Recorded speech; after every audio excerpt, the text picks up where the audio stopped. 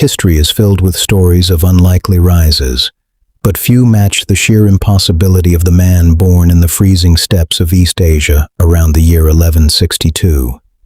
His father, a petty Mongol chieftain, named the boy Temujin, a name taken from a rival chieftain his father had recently defeated. It was a brutal world of shifting allegiances, and when Temujin was just 9 years old, his father was poisoned and killed by members of a rival tribe. For years afterward, the surviving members of his family lived in constant danger and severe privation, hunting and foraging just to survive. This was a deeply inauspicious beginning, but Temujin's situation was to become a lot worse before it got better. As a young man, he was captured during a raid by a rival tribe. To prevent him from escaping, his captors locked him in a heavy wooden collar, rendering him completely helpless. From this absolute extremity of helplessness, as an illiterate prisoner in a primitive, barren country, Temujin would pull off one of the greatest reversals in human history. He rose to become Genghis Khan, the most powerful man in the world. Temujin's rise to power began with a daring escape from his captors. Once free, he played the game of steppe politics with masterful precision. He allied himself with Togril, a friend of his deceased father and the chieftain of one of the related tribes living in the area. What followed were many years of bloody, internecine warfare among the various scattered Mongol tribes. In the course of this brutal, decades-long struggle, Temujin gradually fought his way to the top. The tribesmen of Mongolia had long been feared throughout Asia.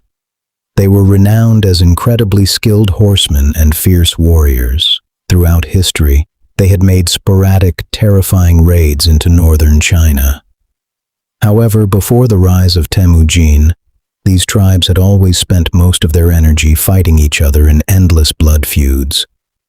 By using a brilliant combination of military prowess, shrewd diplomacy, calculated ruthlessness, and revolutionary organizational ability, Temujin managed to weld all of these fractured tribes together under his absolute leadership.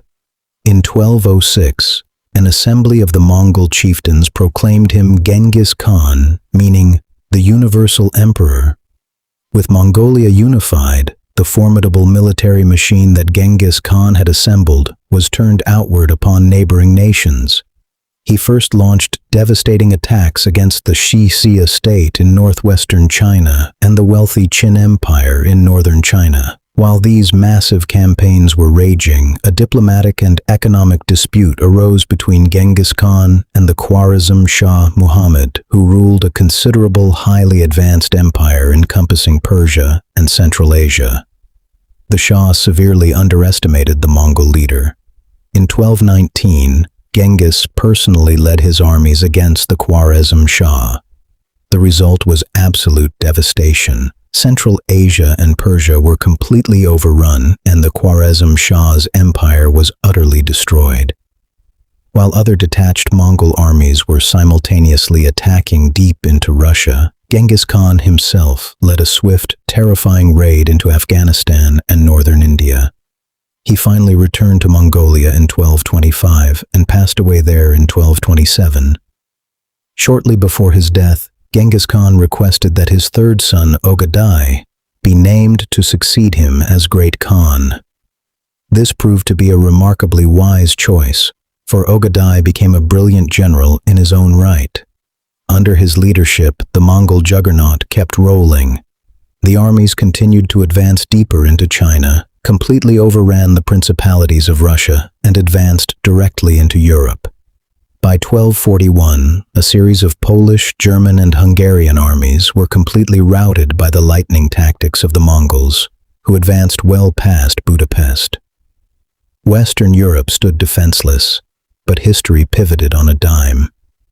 In that very year, 1241, Ogadai died back in Mongolia. Bound by law to elect a new leader, the Mongol armies withdrew from Europe, never to return. There was a substantial interruption in the conquests while the Mongol chieftains argued and politicked over the succession. However, Under the next two Khans, Genghis's brilliant grandsons, Mangu Khan and Kublai Khan, the Mongol advance in Asia was aggressively resumed. By 1279, when Kublai Khan completed the grueling conquest of the southern Song dynasty in China, the Mongols ruled the largest contiguous land empire in all of history. Their domains included China, Russia, Central Asia, Persia, and most of Southwest Asia. Their armies had raided successfully from the borders of Poland all the way to northern India, and Kublai Khan's ultimate sovereignty was recognized in Korea, Tibet, and parts of Southeast Asia. An empire of this monstrous size, given the primitive means of transportation and communication existing at the time, could not possibly be held together for long. Predictably, the Mongol Empire soon split into 4 distinct realms. But even divided, Mongol rule lasted for an incredibly long time in several of these successor states. The Mongols were eventually expelled from most of China in 1368 with the rise of the Ming dynasty. In Russia, however, their rule lasted much longer.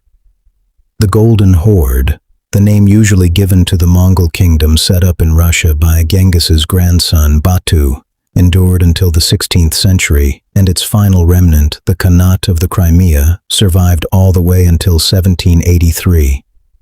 Other sons or grandsons of Genghis established powerful dynasties that ruled in Central Asia and Persia. Both of these areas were conquered in the 14th century by Timur, also known as Tamerlane. Timur was himself of Mongol blood and claimed direct descent from Genghis Khan. While Tamerlane's dynasty was finally brought to an end in the 15th century, even this was not the end of the Mongol footprint on world history. Tamerlane's great-great-grandson, Babur, invaded India to found the famous Mughal, which is simply the Persian word for Mongol dynasty. The Mughal rulers, who eventually conquered almost all of India, remained in power until the mid-18th century. If you enjoyed this video, please make sure to like and subscribe to the channel.